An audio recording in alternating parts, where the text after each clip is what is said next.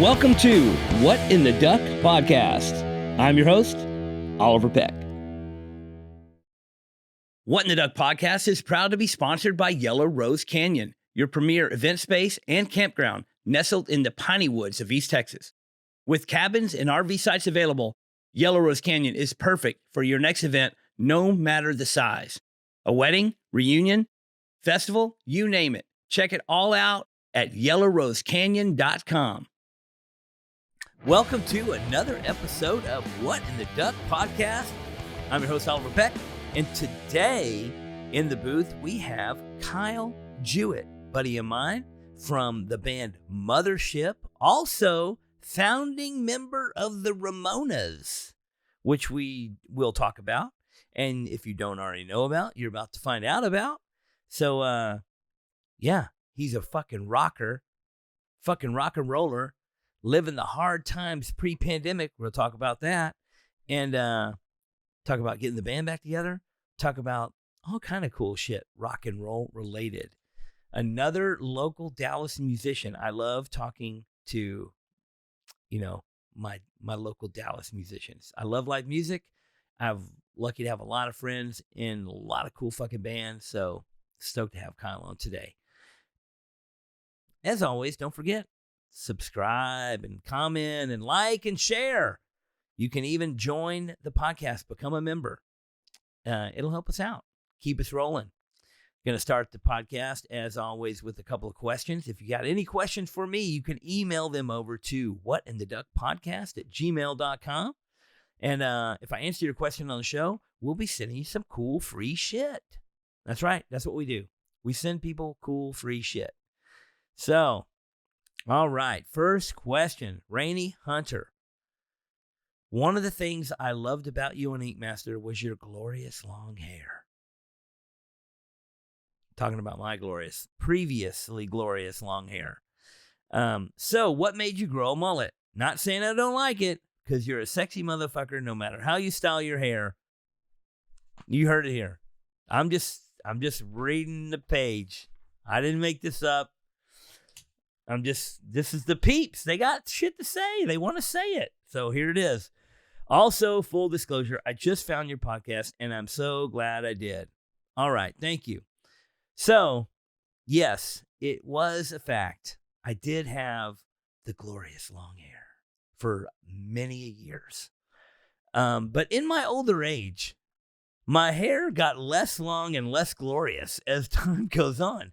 And you young people out there, you're gonna learn this someday. Nothing golden ever stays, they say. Have you ever heard this phrase? Have you ever heard this say? Have you ever seen the movie The Outsiders? Stay gold, pony boy. So the phrase goes, nothing golden ever stays. It all fades away. Like sands through the hourglass. Time marches on.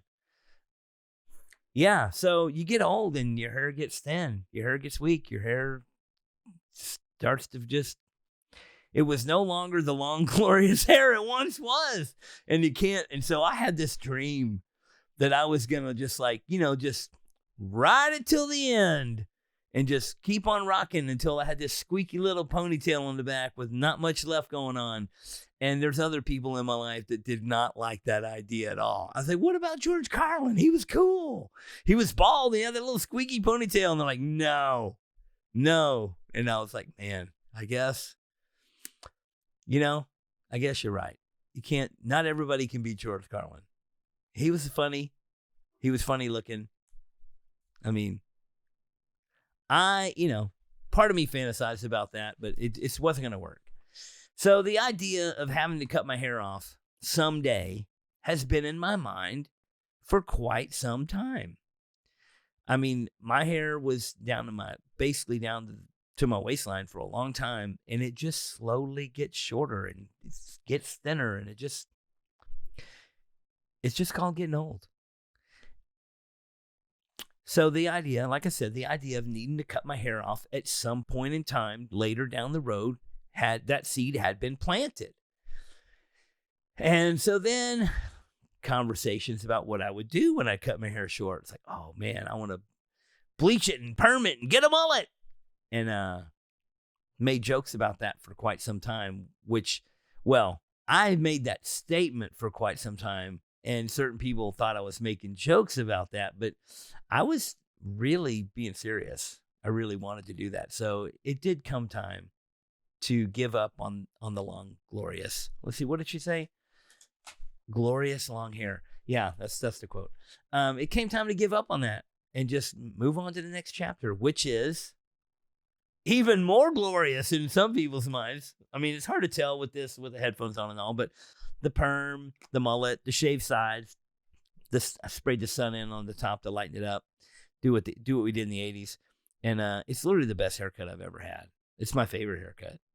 I don't know how long it's going to last. Who knows? Been a few months now. I didn't get a haircut for 18 years. Went 18 years, no haircuts. Now it's been about a couple months. I've had like 9 haircuts. Now I've had like 9 haircuts in a few months as opposed to 0 haircuts in 18 years. So the mullet is high maintenance. I got a hairdryer with the diffuser. I got curling cream. I've got mousse. I've got hairspray. I've got all these things. So it's a lot more maintenance than just... I also, with my long, glorious hair, I really just wore a hat. I just wore a hat and a ponytail every day for a decade, and that was just like boring. Now I got this sweet hairdo. I'm not wearing a hat. I'm not putting a hat on this thing. Fucking rocking the mullet. It's great. I get a lot of compliments on the mullet, and it's not those sarcastic comments either. But it is mostly middle-aged women that love it. Middle-aged women that probably had their heyday in the 80s. All the ladies that were like backstage at the Poison concert, those are the ladies that really love my haircut. So, hey, I'll take it though. Any compliment is good. So, well, thank you for tuning in to the podcast. And I could talk about the mullet for days. Whew. This is the first perm I've ever had in my life, and it is getting to that point where I'm thinking about what I'm going to do. I need to go get another perm, tighten it back up, or do I just move on to next phase of my life? We'll see what happens. I'll keep you posted. Next question from Casey Joe. Hey, Oliver, I have to drive a lot for work, so I've been binge listening to the podcast, and thanks for being so upbeat and positive. Really helps with some crummy days while driving. Hey, PMA. Positive mental attitude. I'm trying to promote it. I'm trying to keep everybody positive. I'm trying to stay positive myself. I'm trying to keep people around me positive. Even if sometimes I'm complaining and bitching about shit all the time, I still try to keep it like an upbeat kind of complaining. I think that's what one of my strong points is that even when I'm pissed and want to burn the motherfucker down, I'm still like happy about it. You know what I mean? Like I want to make it a good time. Like if the world is crumbling and we're gonna burn this motherfucker to the ground, we're gonna do it with Steely Dan playing, and we're gonna be partying. So, yeah. So I appreciate that, Casey, for that. She said, I wanted to ask a question that I believe I have not heard anyone ask. How did you and Audra meet? That's it. Cut and dry. Hope you have a great story. And I have an appointment with you soon to get a tattoo. So I want to remember to show you that I believe I have a hidden penis in one of my tattoos. Well, we're going to find out. All right. So Audra, unwilling participant of this whole like podcast deal, sometimes we comment to Audra and make her chime in, and she's getting drug into this thing. So we are going to talk about how me and Audra met. Just a quick, I'm trying to make these intros quick and short to the point so we can get on to the episode. But basically, as my best friend Jeff Miller would say it, I'm the luckiest goddamn son of a bitch in the world. Got a horseshoe up my ass. And I met Audra, and it's the luckiest thing that ever happened to me. Ha-ha! But me and Audra had a bunch of common friends from Dallas. We're in the same scene. She had... I did tattoo her a few times. We're not going to get into the details. It might be kind of like, I don't think there's really any kind of, I guess I tattooed her and her husband when they were married. But, she didn't stay married. But anyway, we knew each other from around and having common friends. And she was newly single, and I was newly single, and she was looking for a place to live, and I was about to leave on tour, on the Warped Tour, and be gone for 3 or 4 months. And it just kind of happened at this opportunity. I was like, hey, you're looking for a place to live. I'm looking for somebody to house sit my house. You could just live here 3 months, 4 months, figure out what you want to do with your life, and then I'll be back in 3 or 4 months. And it seemed like a really sweet deal for both of us. And it was a great opportunity. And we legitimately had zero aspirations towards each other. You know, I can honestly say that from both of our points. I know that she had no interest. She knew me too well to have any interest in wanting to be with me because, it was a party time, and there was things going on that she was aware of, that the kind of things that when you're aware of, you don't want to do anything with this person. And she was also this like manager at this store and bossed everybody around. And everybody was scared of her, and she was kind of, she was tough. She's kind of like not super butch, but she was a tough girl. I was like, yeah, whatever. She'll be great to watch the house. And so I left. I left town. She moved in. I came home. Had some parties. We hung out. We were hanging out. We were friends. And one day, I came home. I was in a great mood. It was a beautiful day. I was just like living a dream. Came home, pulled in the driveway. I was going to jump on my bike and go for a ride for no reason. Go nowhere for no reason, which is one of my favorite things to do on a motorcycle, is just go nowhere for no reason. And I was like, man, it's going to be great. It's going to be great. I was going to get right on my bike and just leave. And then I was like, I'm going to go inside and get something. So I went inside. Audra's in the kitchen. And I saw her. I was like, hey, what's up? And she was in a bad mood, having a bad day. And she didn't say much. And I could tell that shit was just, I said, Joe, you could just tell when somebody's having a bad day, somebody's in a bad mood. And I was like, she's like, oh, what are you doing? I was like, oh, man, it's a beautiful day. I'm going to go ride my motorcycle. It's going to be great. Woo! And then I went in the bedroom and got some shit, and I was leaving. And she was just like, I don't know what she was going to do, but looked like she was going to be sad. Whatever. I'm not saying she was going to go cry alone in her room or anything. I'm just saying she was just not having a good day. And I went out in the garage, and I got my bike, and I pushed it out of the garage. And I thought to myself, I was like, man, you know what would cheer somebody up is just going on a motorcycle ride and riding nowhere for no reason. So I go back inside, and I was like, hey, you want to go on a motorcycle ride? She's like, where are you going? I'm like, I don't know. What are you doing? I'm like, going nowhere for no reason. Basically, it's the thing. And I was like, man. And she was like, no, I'm just going to. And I'm like, okay. And I turned around and said, hey, look. I don't remember what I said exactly. I said something like, it's going to be cool. All you have to do is just sit there and just relax and take your mind off whatever's going on. It's better than just sitting here and staring at the wall. And she kind of like looked like she was kind of open to the idea. And so I said, just go put on some fucking pants and grab a jean jacket. Let's fucking go. And she did. And we went on this motorcycle and we rode around. And I just kind of zigzagged around wherever, going nowhere. And then I kind of just said, hey, I'm just going to ride. And when we get to a place you want to turn left, just say, hey, turn left. You want to get to a place you want to turn right, you say turn right. And we'll just keep doing that until who knows where we're going to end up. And we did that. We ended up way across town, just nowhere. And it was a beautiful day. And we're not talking to each other. We're just sitting there. She's just holding on to me from behind. And, it's kind of like cuddling a little bit. And that was just that first little thing. That's that first little thing that just was a different connection between the two of us. And then, it wasn't too long after that she was like trying to make out with me in the hallway, which is basically actually the truth, but not, I'm telling one version of it. She might have been trying, yeah. So, I mean, that's basically what was happening.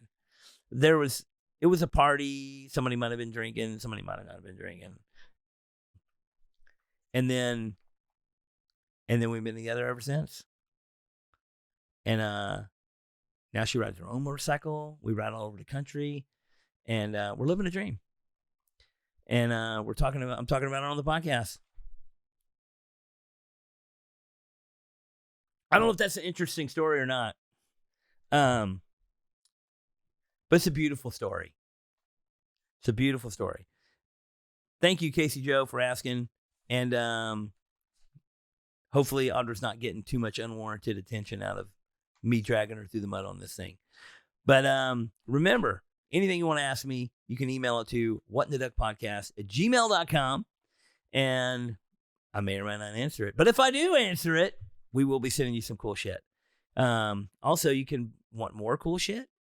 You can go to anchorscommunity.com and buy it. Or you can subscribe and become a member of the podcast and get some more free shit.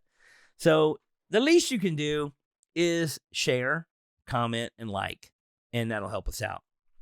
And coming up next, Kyle Juett from Mothership. Thank you, guys. What in the Duck podcast is proud to be sponsored by Dream Machines of Texas. All of your used motorcycle wants and needs all in one place at dreammachinesoftexas.com. They have multiple locations, large inventory, and get new bikes in every week. Knowledgeable staff with great service, financing and extended warranty options available. They also have a complete service garage, so every bike is gone through and brought up to speed before you hit the road. I've bought more than a few bikes from Dream Machines over the years, and I could not be more satisfied.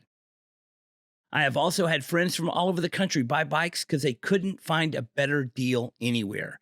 You can buy a bike and have it shipped to you anywhere in the U.S. Why buy a brand new bike with that brand new high price when you can get a like new bike with that dream deal you've been looking for? Go to dreammachinesoftexas.com and get a bike and get your ass on the road. All right, we heard the clicks. That means that we are rolling. We are recording here in the booth today with my buddy Kyle Juett. Thanks Thank you for coming. Me, man. Welcome to What in the Duck podcast, man. I'm glad you're here. Cheers. Yeah. And my buddy Kyle here, we've known a long time. One of the founding members of the Ramonas. Yep. Hopefully we touch on that more today. Current member of the band Mothership. Yep. Who's got some shows coming up. Yeah. And man, you got to keep the rock going. I know, man. Got to keep the rock going. Yeah. Well, we're gonna go back. We're gonna start off in the early days. I met you and a couple other guys that you hang around with.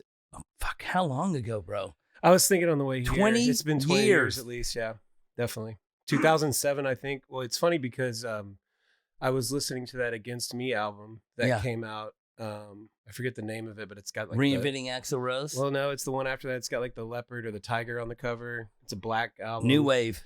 That's it. So that came out around the time when you were doing the van stuff. So if she wants to dance and drink all night, well, there's nothing gonna stop her. Yeah. That was the jam. That was 2007 because I remember listening to that and I was like, oh, this reminds me because we had this coming up. And I was like, this reminds me of that era of hanging out at the house. Oh, we had my house parties. So that was 2007. So I definitely had met you 2 years before that. Like we had been friends way before the initial Break Vegas lineup had started. So I think it's going on 20 plus years now. So my roommate, J-Dub, way back then, Justin Wilson, who was also a guest on the podcast and filmmaker. He had numerous bands over the years, and he had a band called Break Vegas. Yeah. And that's how I met you guys, as y'all got into the band with Justin. And that was definitely 20 years ago. Definitely 20 years ago, yeah. And that was really cool because I had just moved back from California, moved back to Carrollton. And I knew when I moved back from California that I for sure wanted to be in a band. Like 100%, I was going to figure it out. And I got on Craigslist the first day I got back when you looked on Craigslist for bands. And Adam had made a post in Denton. Schultze had made it. Shout out to Schultze. What's up, brother? He's in West Virginia now. He's got a crazier beard than I have. Dude, I'm about to get rid of the beard, so enjoy it while it lasts. I was just in West Virginia, and Schultze hit me up and was like, "Hey man, are you gonna be in town this day? Blah, blah, blah, come get tattooed." And then I was like, "Yeah, for sure." And the next day he's like, "Sorry, not gonna make it." Schultze. But yeah, so he had made a post about rock and roll band, high energy, helicopters kind of vibe, and I was just like, dude, rock and roll is all I need to see. So I went up there. He's like, "You got like a rig or anything, man?" And I was like, "Yeah, I didn't have a rig. I think I just had gotten like a 115 and a 410 or something." And he's like, "We got to get the 810." I was like, "I know it's gonna happen, but like, let's just jam, figure it out." So we instantly clicked, and we started writing songs. Patrick was playing drums at the time, and my buddy Caleb ended up playing guitar. And then we found this dude from Dallas hit us up, Justin. And yeah, man, I just remember how cool it was to get to meet you the first time, and everyone you hung out with was really cool too, and everybody just already seemed like you had centuries of stories to tell. I mean, we like to have fun. Yeah, and I was in my early 20s, so I'm just attaching to this shit like crazy, And we had a great time, man. I can't believe it's been that long. It's kind of a trip. Some days I wake up and feel like I'm still in my 20s, and then some days I look at myself in the mirror and I'm like, "Damn, dog, like you got a lot of gray and white hair." You're younger than me, and you got the gray, bud. I don't know what's going on there. Well, I spent a lot of time touring too, so I think that is your coffee okay? Yeah, it's black, just like I like it. All right. Hey, Merit Coffee. Yeah, it's great. I love it. Yeah, man, but I'm happy to be here, dude. I've got a lot of really great memories of us hanging out and partying, and we've seen some shit, man. So we were hanging out at a bar, and they were planning like a party, and they wanted to get, me and Justin were there, and they were wanting to get some cover bands to play this party. And we were just like, we should do a cover band. Me and Justin were saying this. We should do a cover band. We'll play this party. It'll be fun. And I was like, well, Ramones is the way to go. And so I was like, we could do a Ramones cover band. And just like, yeah, totally in. And then I was like, well, it's like, I can't remember if it was, I think it might've been, it was either Halloween or New Year's or some kind of event. Mm-hmm. And I was like, well, I think it was Halloween because we were going to dress up. And I was like, well, we should just dress up as girls and be the Ramones. And I had this idea for the Ramones. And then Justin totally just like, I can't do it. You threw the old Oliver Twist at him, bro. You know what I mean? He can't just like do the Ramones. Well, no, he just couldn't do the band at all. And I was like, well, this still seems like a pretty fun idea. And, you and Schultz were in.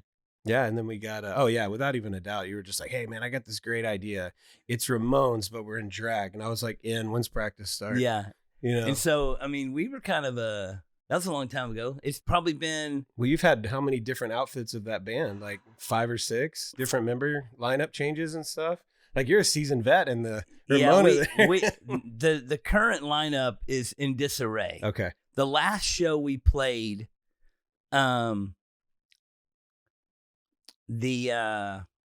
guitar player couldn't do it. So the drummer played guitar, and we got a new drummer. The day of. We got Spud to play drums. Like, no, we had about a week. Okay. But man, trying to play more shows, everybody's old and married and has children, and you try to like say, hey, let's book a show.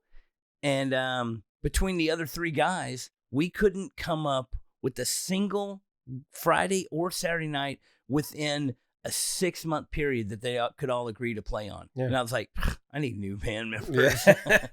That's growing up, man. That's for sure. I mean, you got to plan that shit like 6 months in advance. Everyone's got to clear their calendar. But maybe we get the original lineup back and do like a Born Free Ramones party or something. I wonder if Visnu is in.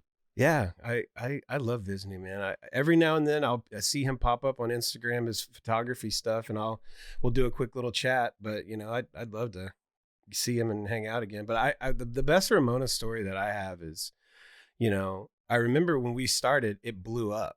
Like everyone loved it. Like everyone in Dallas, what was the and first show? Like, are we really good or is this just funny? We were great. I think we encompassed the actual perfect energy of the Ramones, but everyone knew us as party people, and we're dressed up and we got fake tits and we're big tits. And I mean, massive oversized. It's ridiculous. We're wearing skirts that are barely covering our junk. Mini skirts, big tits, and beards, dude. You cannot beat that combo. Makeup. We didn't give a fuck. And I forget what that bar was that we played at. The first show? The first show. Over on the south side over there. It was oversold by like 100 people or something. There were people out and they couldn't get in. It was punk rock, man. It was awesome. But we kind of took off because you and Vans, you're doing a lot of Vans stuff then. And like they had you going everywhere and you had the RV and you were like, hey, let's go play, let's go out to Key Club or let's go to LA. And, oh my God. But this was the transition period between the end of Break Vegas and the beginning of Mothership.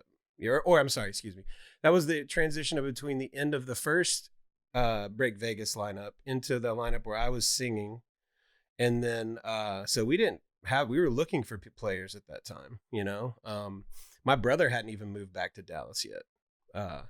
So when you said, let's do it, let's rock and roll. And I remember thinking that we were all going to fly to LA and it was going to be like this whole, or we were going to take the RV and you're like, oh, no, man, I got business out. I'm already going to be out there. You guys are going to have to figure out a way to get out here. And I was just like, I have no fucking money, dude. So Adam Schultz and I both were like, I guess we need to probably just take the Greyhound, I guess. That's the way to go. And the Greyhound Ramona story still to this day is one of the top legendary tales that I will tell people. And to basically just kind of summarize it, we stopped in Amarillo. I got all my shit stolen, including the bass guitar. Adam got all his shit stolen. We showed up to LA 2 days later. With nothing. You go, where's all your shit? And I was like, it's got stolen in Amarillo. And you were like, ah! There's a song there somewhere, and we were just kind of looking at you, just totally dazed from the road, and you're like, don't worry about it, I know somebody. And like within 5 minutes, some dude rolls up with a bass guitar, and like we're good to go. And that show actually kicked ass. I remember that.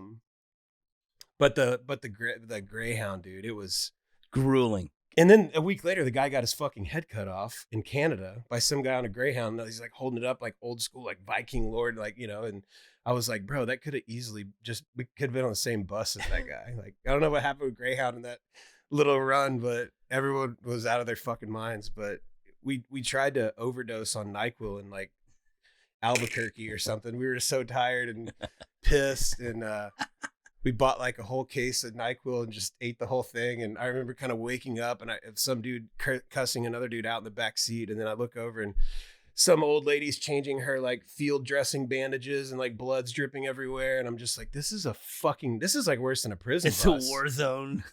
Like, I was like, I wonder if prison buses are nicer than this. Cause this felt like this was hell. But yeah, that's the Ramona story I have. I always tell that story to buddy. And when I do see Schultz, we've been saying we want to get a Greyhound tattoo for 20 years, because him and I on that trip together, like that's a brotherhood journey, man. And we just we still haven't got it. So maybe you could tattoo it on us one of these days. I just want the fucking logo. Just a Greyhound. That'd be logo, great. That'd be great. To hell and back, dude. To hell and back. Mm-hmm. Man, the whole Ramones saga is a true testament to just loving music and loving a band. Yeah. You know what I mean? Just anybody that's ever been a part of that project is just for fun, just because you love music, just because you love the Ramones, just because you love having fun rock and roll. Yeah. And it's been a great. Is that your first band? I mean, that's my only band. What are you talking about? It's the only band you've ever been in. People always ask me like, "Oh, you in a band?" And I'm like, "No." And then that was surprising to me. I remember that. They're like, "What about this?" I was like, "Well, technically," and then somebody else will be there. I'm like, "You're in a band?" And I'm like, "Well, technically, I kind of was in a band." Yeah. And I'm like, "It's not really a real band in my mind. It's just like a party." And people are like, "No, man, you played a lot of shows. You played New York, you played Vegas, you played LA, you played Dallas. You played like every major A market in America." Oh man. But it was fun playing those Ramones songs, man. It's something I've always loved the Ramones, and I was so stoked to do it because I wanted to feel what it was like to play Ramones songs in a jam room with dudes that were all stoked on playing it, you know? I do remember a few shows you totally forgot the fucking lyrics to like random songs, and you look at me and you'd be like, hey bud, go. Here's the point. Here's the thing though. It's not that I forgot the words. I lost track of where we were in the song. Yeah. What verse are we on? Because the thing is like when you, like we played that show in LA. That was the first time I ever played a show where the sound was really good, where I could hear the bass, hear the guitar, hear the drums. We're playing at a lot of clubs where it's just loud, and I get off time, or you get off track, you lose track of when the, you're supposed to come in on the third, and I'm like, I can't. You're like, I'm not used to hearing bass this present. What the hell? Can't hear it, so you just get lost in the, I do that. I did that a lot when the monitors were too loud and I could hear like, my brother too much or his vocals. We finally ended up learning how to dial our stuff in, and then eventually got to a point where we have a sound guy who knows what we like to do. But when you see a band that's tight, they're all in tune with each other, and you're watching each other, and and the flow. It's more than just a sound; it's the presence. Sure, But I had the trick forever. Like there's certain parts where it's hard to kind of hear what's going on. Just look at the bass player and get that nod. You get the when to start nod. Get that nod. Like the verse is about to start now. I was like, so the second bass player, Chris Myers, he would do a thing where he would, like, he has a microphone too, but he would step back from the mic when there's no singing, and when the verse comes in, he like steps in. He doesn't sing, but he steps in, and I'm like, time to go. And I remember that. Yeah. I think I may have. Give me the nod. Yeah. I may have started that trend because I remember you looking at me for most parts. And sometimes I'd be like, look at them. Follow the bass player, dude. The bass is the one.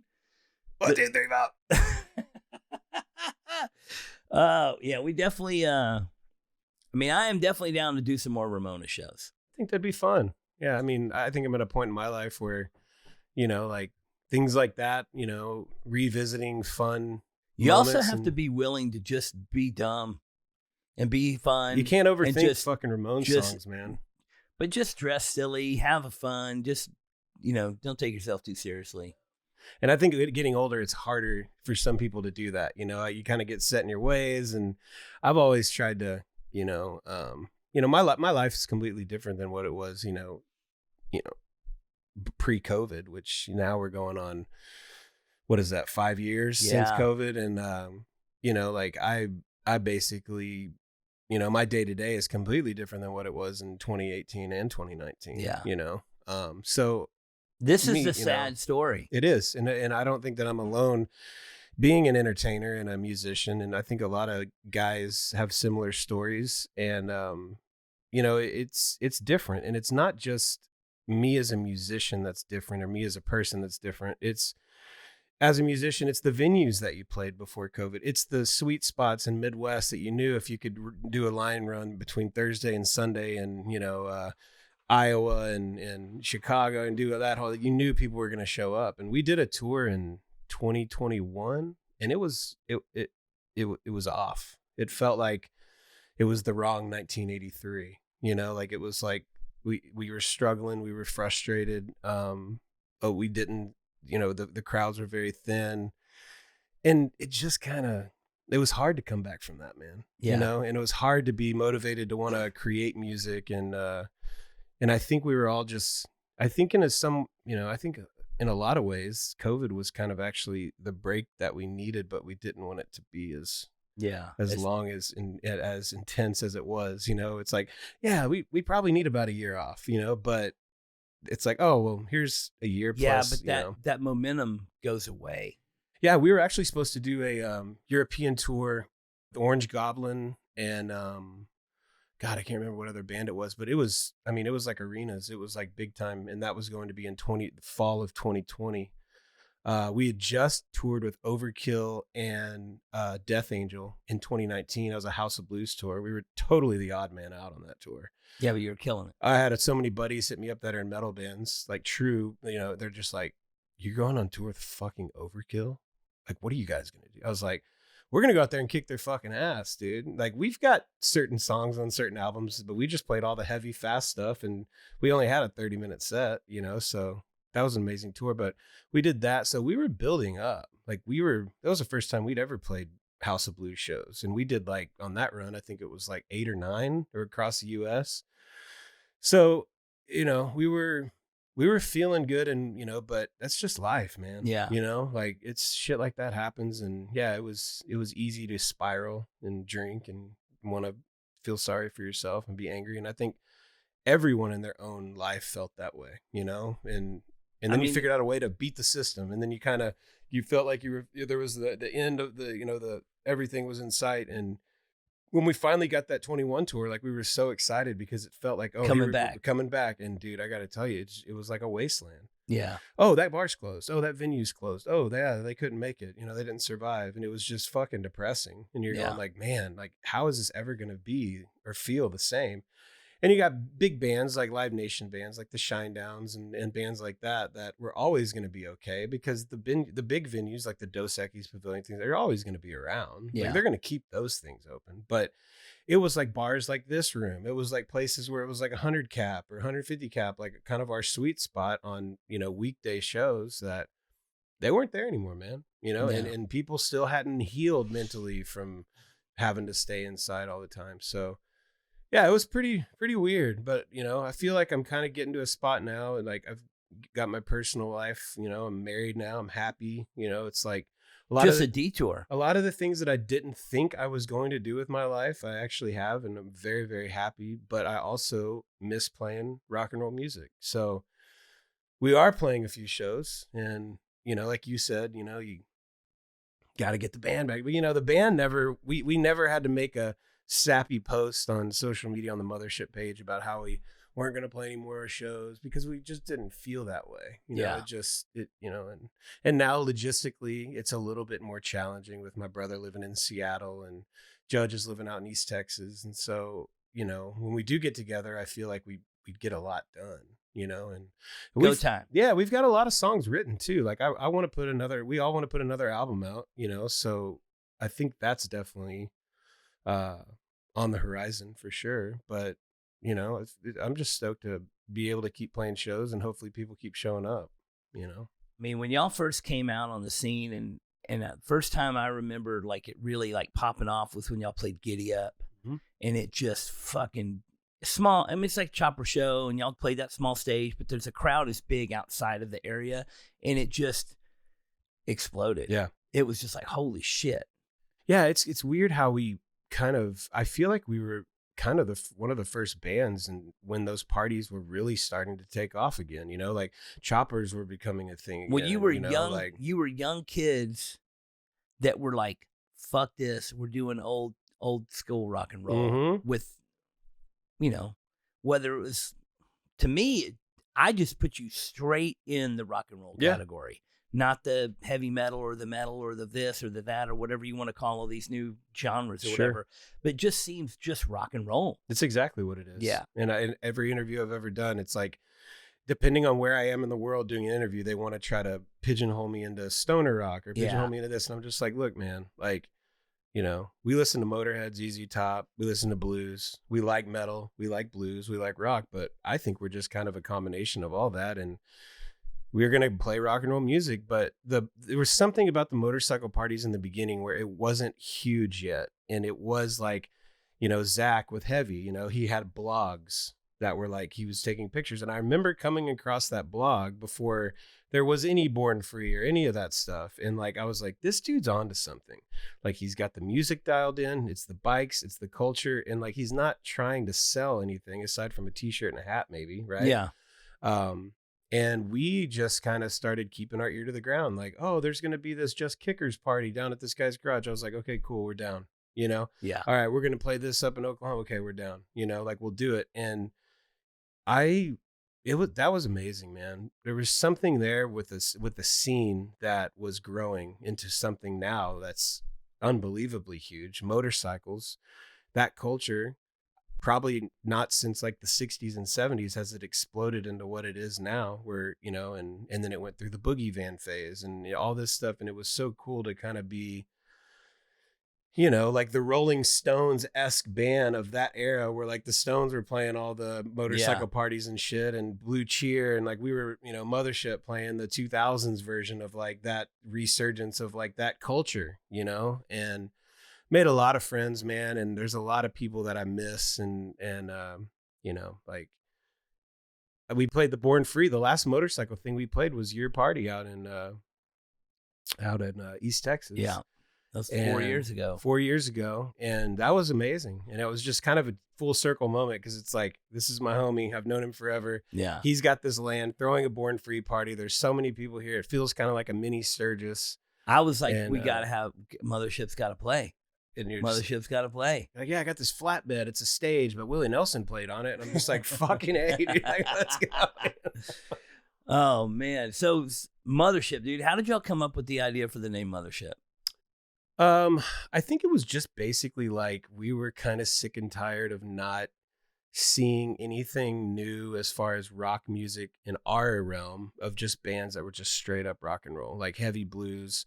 I think we were more into like blues, like Johnny Winter, early ZZ Top than we kind of progressed into over the years. But I was just like, I think it was just high or drunk one day, and I was just like, you know what happened to all the good music, man? Like, just got fucking abducted, taken to another. We're not worthy of it right now.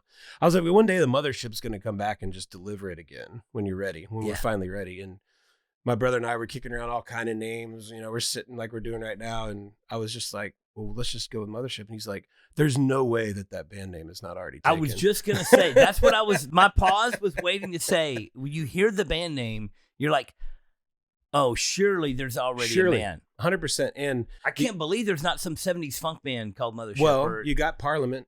Parliament was, you know, welcome to the Mothership. Yeah. You know, it was very but there wasn't much the band name. But it wasn't the band name, right? You had a Led Zeppelin greatest hits album that was released called Mothership. Yeah. Okay. That was the biggest fucking problem we had all the years with band name confusion is there was a bunch of old heads that wanted to go see a Led Zeppelin cover band and got confused when they walked up and it was a bunch of tattooed long hair dudes and we're not playing Led Zeppelin music, you know, but so I think there was maybe one or two bands, and this was like 2009, 2010. So Instagram was still very early too. So, you know, we just did a quick Instagram search. No one had the name. I think maybe like some random person had Mothership as the handle saved. So I went with Mothership USA. But yeah, it kind of felt like we lucked out with that one because that one it has a very, and I wanted it to just be a one-word band name. Like I was pretty adamant about that. Like, yeah, I was like, I want it to be one word, you know, Motorhead style of rock and roll thinking. Yeah. Like I wanted to be one word, easy to see. And, totally different than that whole like early 2000s 5-word band names, the blank blank blank, or you know, multiple words, which, you know, whatever, rock do you, but I wanted it to feel old school, you know. I wanted it to have, and very early on, like the first songs we wrote, I think we pretty much kind of nailed the direction of where we wanted to go, because I got a lot of messages from friends in Austin and, you know, rock friends that we'd met over the years, like, hey, send me some stuff, I want to hear it, you know. I'd send them a demo and they're like, dude, yeah, you're on the right track, like this is you guys, you know. And so it was funny because my brother and I had just got out of the Break Vegas. That had kind of fizzled out, and we wanted to start writing some new stuff, and we wrote like 3 songs really fast at my dad's house, and Dad had a drum kit, and we were just like, hey, go play some drums with these songs, man. We need to like hash some shit out, hash some riffs out. And and then I started booking Harley Davidson parties, like Dogs and Hogs was a saloon up in McKinney. I don't even know if they're still open, but we did a Harley Davidson in Dallas, and we would go play 4-hour sets out in the heat, sweating our asses off, the precursor to the Sturgis days. 4-hour set. 4-hour set. Yeah, I'm sorry. It wasn't 4 hours. It was 4-hour block of music. We played 4 sets. So it was about 4 45-minute sets. We took 15-minute breaks, but that's a lot. It's a lot. And so we learned a lot of covers, and it was Johnny Winter, ZZ Top. It was Ted Nugent. It was all these badass bands. And we decided to start sneaking in our stuff in those sets, even though we were specifically told by the Harley dealerships, they're like, you cannot play any original stuff, which I always thought was kind of weird, but I get it. I mean, I guess you want to keep people around, you know, you play a full original set, people are gonna be like, I'm out of here. But so we would sneak it in between like LaGrange and like, all along the watchtower or something like that, we would just write our song in that order. And we started having people come up in the 15-minute break going, okay, so like there was a ZZ Top song you guys played, and then you went into like this kind of like a different kind of jam, man. And then it went into like Hendrix. Like, what was that? I'm like, well, that was our original stuff. But don't tell anybody. keep your voice down. You know what I mean? Like, so that's how it started, and we played a lot, man. And I think that was the rep that we earned. Like, we may not have been the greatest talent of a band, but we brought the energy, and we toured our asses off. And we got the respect of bands like Corrosion of Conformity and Crowbar and bands like that grew up doing the same exact thing that we were doing. And so to eventually tour with those guys and be on the road with them for months at a time was a dream come true, man. Like, I don't regret anything in my life, even now that we've kind of pulled the reins back a little bit. Like, those times we had going from the Harley dealerships to touring with Corrosion of Conformity on their, full North America, Deliverance album, is nuts.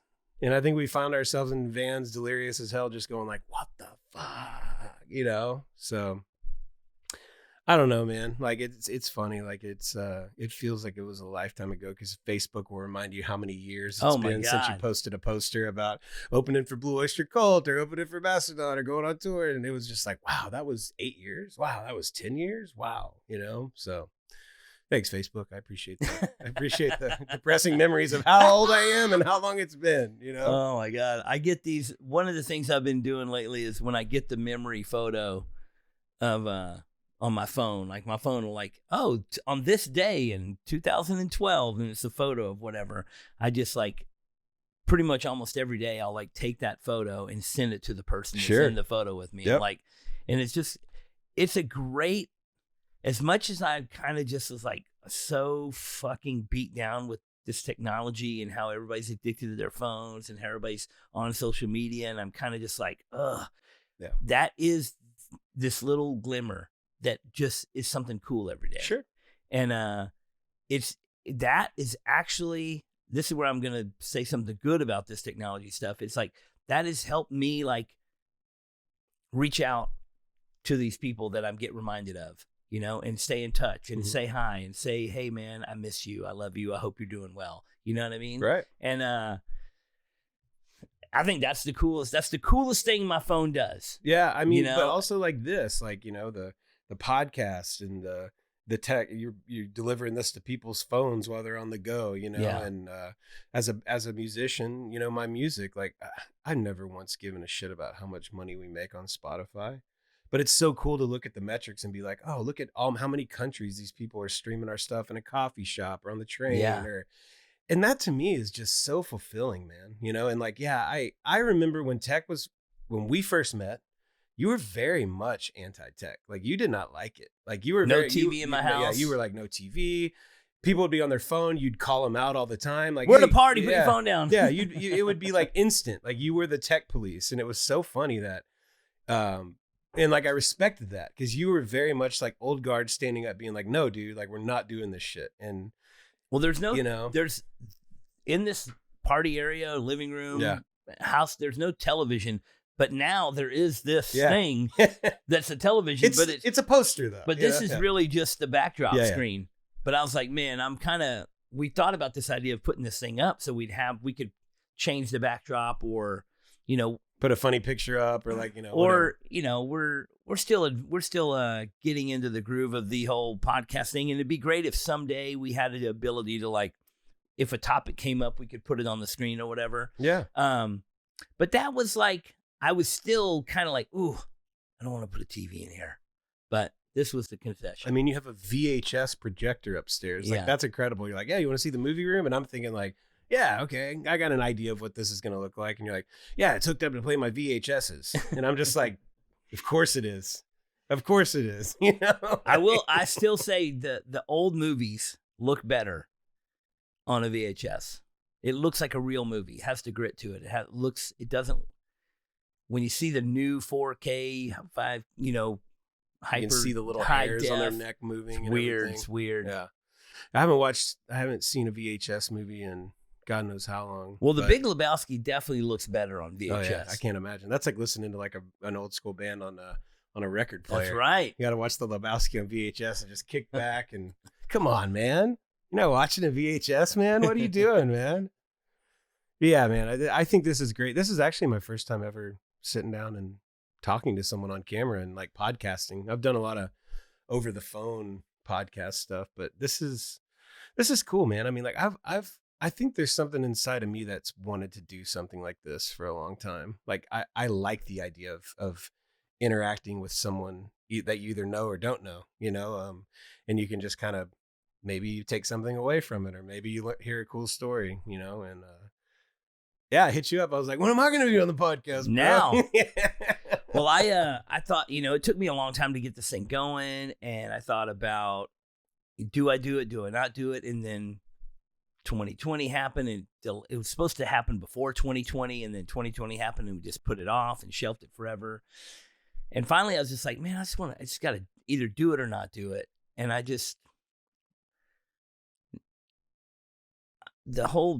started listening to more podcasts, and I really like the in-person, sit-down, long-format conversations. And I've been really enjoying doing it. Yeah. With, like you said, with people you know or people you don't know, learning new shit, talking about old shit, finding out what's the latest with the new old person you've known forever, whatever it is, but just sharing. Yeah. And in person. That's one of the things I said, well, I'm not going to do this unless it's in person. Yeah. I mean, I've even seen the formats where people will like get on webcams, like they'll record like you at your house and me at mine. And I'm just like, it's just not the same, like sitting in like one little booth.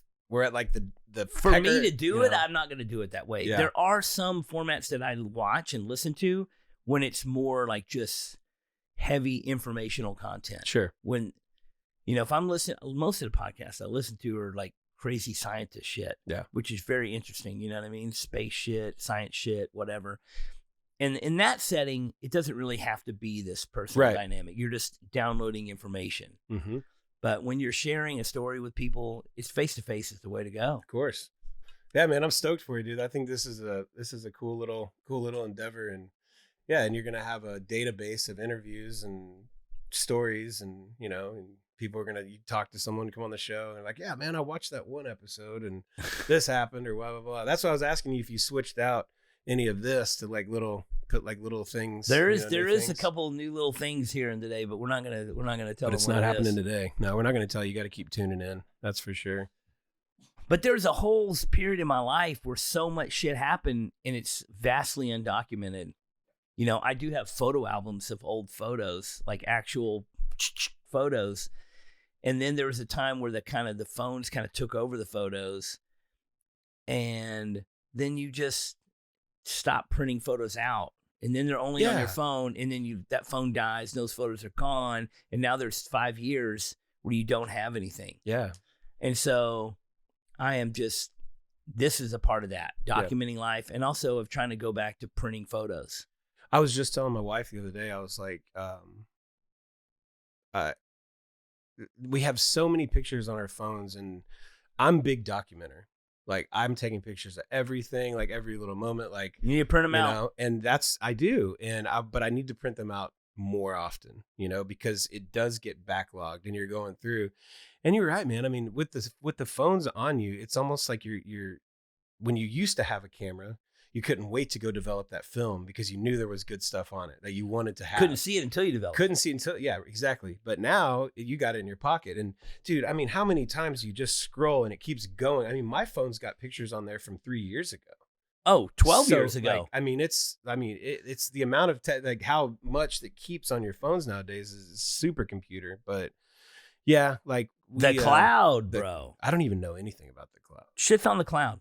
Everyone, that's kind of where my tech like kind of dies off, because I'm, my generation was, I think we were the guinea pigs. Yeah. The 83s, the 84s, like, that era, we were the tech guinea pigs. Like, it was Friendster, and then MySpace came, and then all that stuff. And they were testing on our age group, ushering in that new era. So we were doing the Napsters, we were doing all that stuff, and they were watching us with like hawks, like, okay, what are they doing now? What are they into now? Throw a MySpace at them. Let's see what happens. And I just kind of gotten to a point now where I can't keep up, and I don't want to, and I don't really care to, like you already did it. The cloud is nuts to me, man. Like they're like, yeah, okay, so you got to pay monthly for. I'm like, what am I paying for though? They're like, you're paying for the cloud. I'm like, what fucking cloud is it? You know what I mean? Like, and what is it? Like, and then you're like, who can access the cloud? Who can see anybody? What's on it? You know what I mean? I think like, anybody can get what's on your cloud. I don't think it's secure. My gut instinct is like, I probably shouldn't put personal shit on a cloud somewhere. Well, I have a very hard time.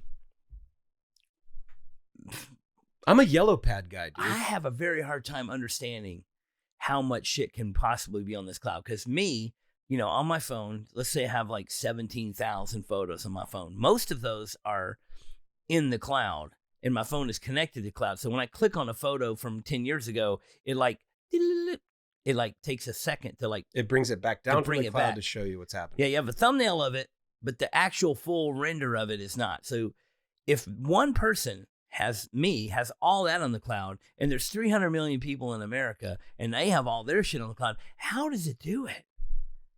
Dude, it's just insane. Looking at your garage, the magnitude of it is like, I can't. Looking at your garage when I walked in, chaos. Your cloud is nuts. There's so much shit in your cloud. Your cloud is exactly like your garage. You're like, there's motorcycles and there's pictures, and it's like you've got a little. But yeah, what does that world look like?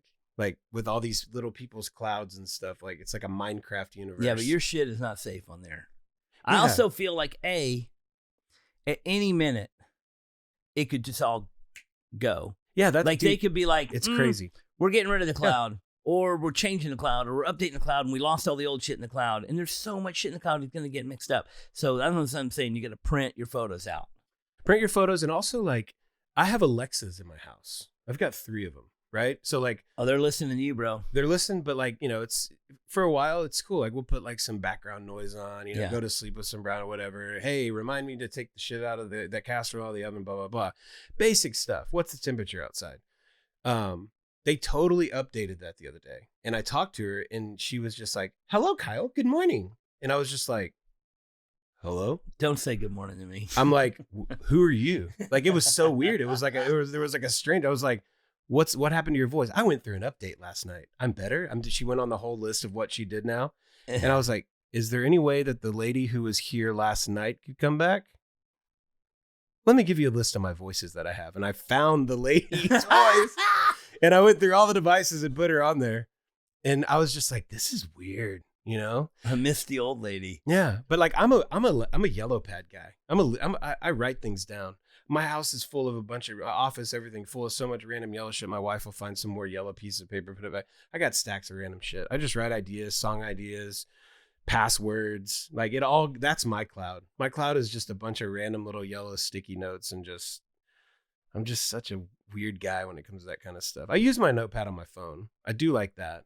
I do like the voice recordings. We've got so many demoed out riffs and cool stuff on my phone. Like, so that is convenient, but for the most part, like I like the physical, Yeah. The physical realm. It's dwindling. Yeah. The physical realm is dwindling. So like, I want to know, when we were hanging out 20 years ago at your badass house, having house parties where, by the way, if you showed up to the house, usually the party started around 2:30, 3 o'clock in the morning. Well, that was the deal. It was after the bars closed. You better be able to hang. It's an after party. You better be able to go to the bar, drink, party.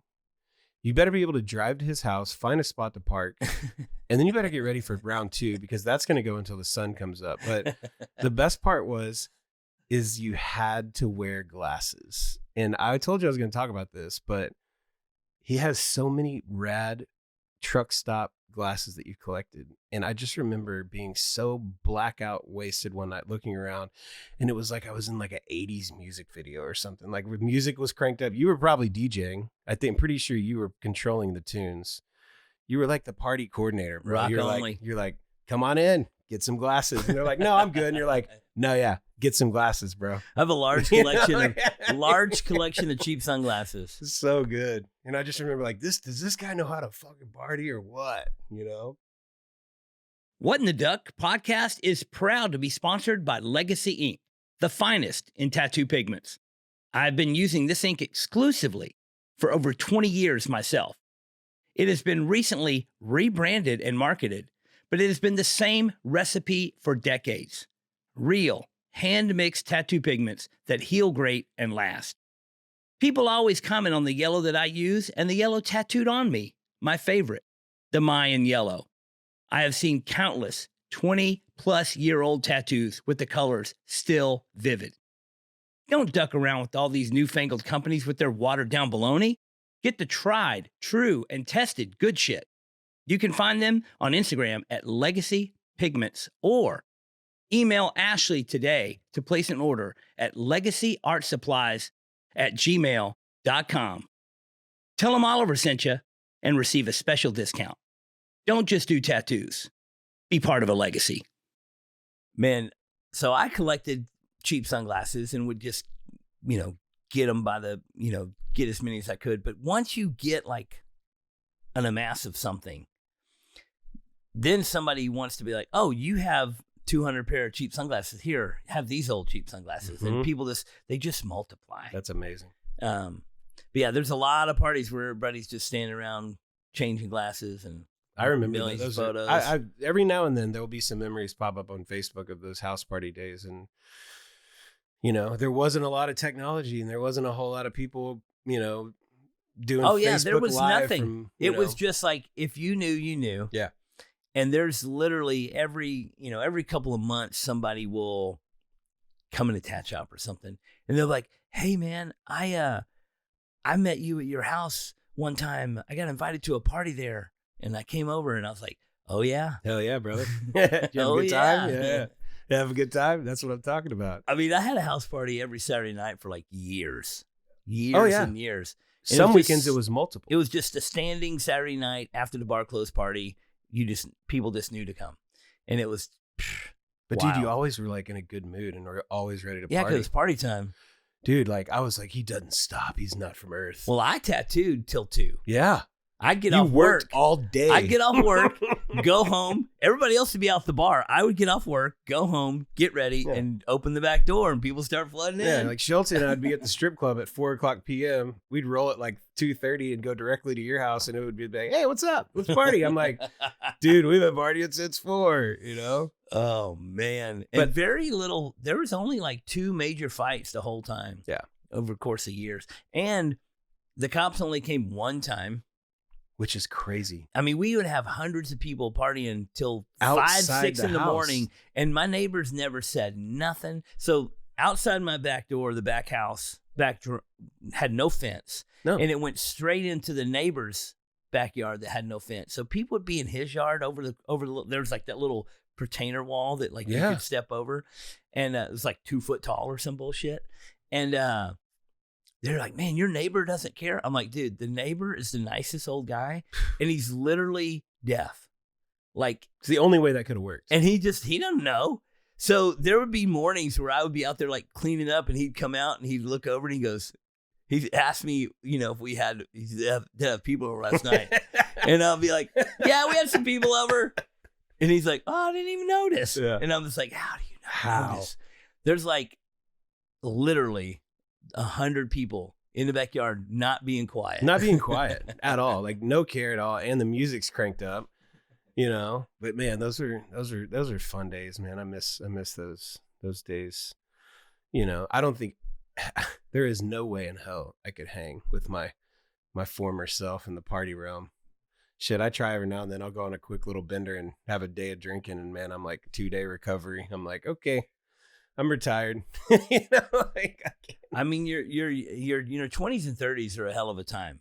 Your body can do things that you just take for granted, and you just really run that motor hot, man. You can just leave it wide open, and just crank all day long, and then you get older and you're like, fuck, I should probably change the oil on this motor. Fuck. Yeah, a lot of things I took for granted. I slowly started realizing 40 came, 45 came. Now I'm 50. It's like, it is, you just can't. Every once in a while, you'll just like be in the middle of something, and you'll like, oh shit. And you'll like be at let's say you park your car and you're walking into a store and you're at the back of the parking lot and you forget something. So you run back to your car and you run. Oh boy. You run like a little bit and you're like, oh, I need to start running again. You're like, man. You're like, damn, I'm out of shape. Yep. I forgot I'm old. Yeah. My knee. Ah. God. And I try so hard not to be like, I'm old. And, you know, my wife, she's always like, you're not old, dude. Like, you're pretty old, bud. And I'm like, I mean, like some days I feel real old. And how old is she? She's like 3 or 4 years younger than me. So she's like 37. So she's almost 40, bud. Yeah. But it's like, it's so funny because she always jokes around. She's like, you always act like I'm like 20 years younger than me. Or like, you're like some like, you know, elder that's like 150 years old and you've been around this planet for. I was like, well, sometimes I kind of feel like I am, but you know.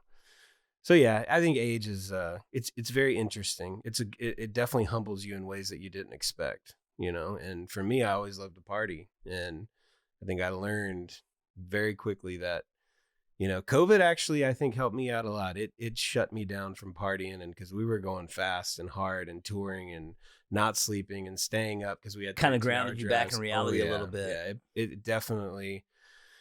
I think of saying save my life is a bit of a stretch, but I think my ways of how I was living my life, there's a good chance that it may have, you know, in a lot of ways. Most people in that scenario continue on their trajectory. You know what I mean? And so that's going to like, at some point it beats you down.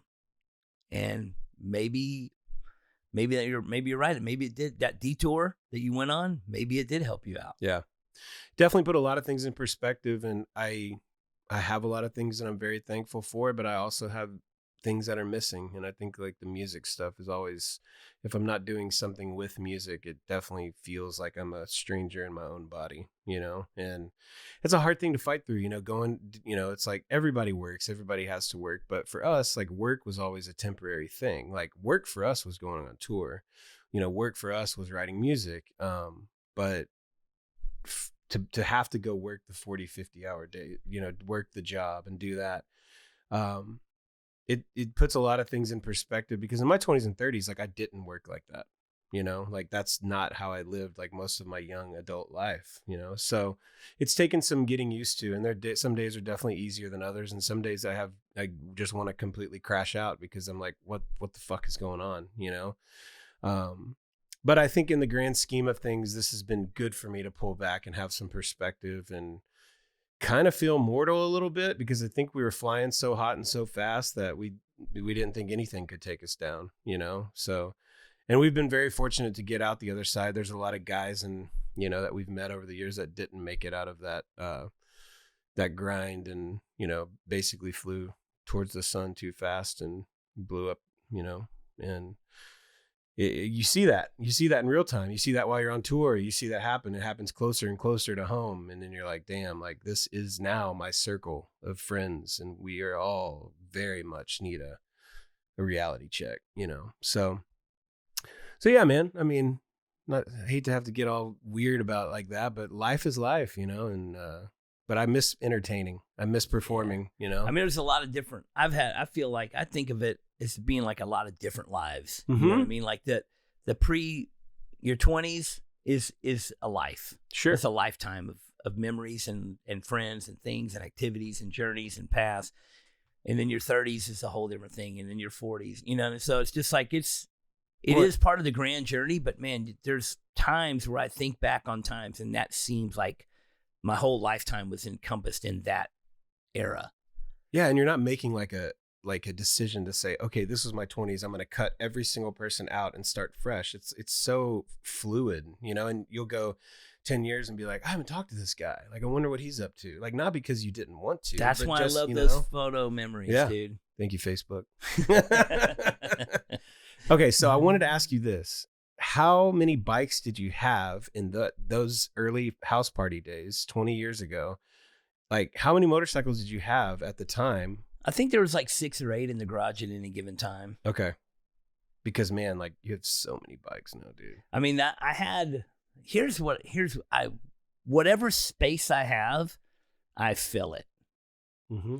You know, so I had that house was full to the brim. The attic was full, the garage was full, the house was full. Everything was packed to the rim, and everything was boxed up and stored away because they couldn't even take it out of the box. Then I got this place, big warehouse, and I was like, I got enough room till the end of time. Now it's full.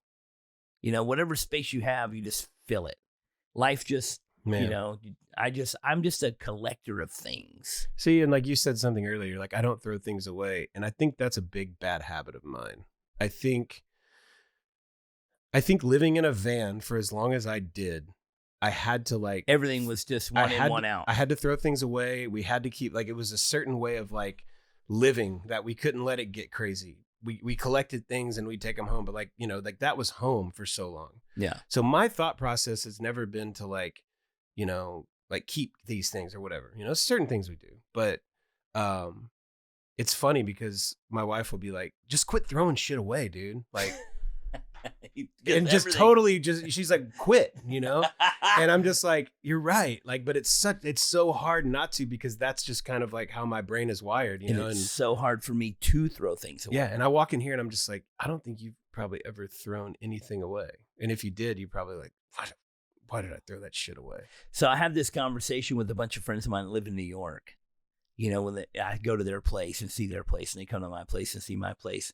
And it's a one in, one out policy. If you live in a small apartment in New York City and you've lived there for 20 plus years,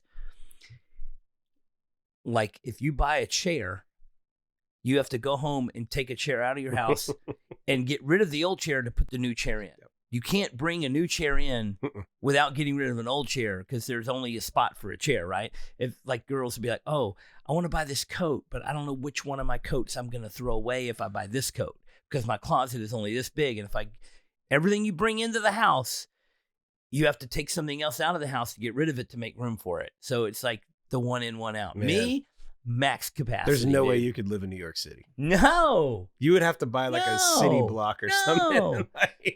Like I literally, like when you walked in the garage today, the very beginning of like right as soon as you walk in, there's like just piles. That's stuff that's come here in the last 2 weeks.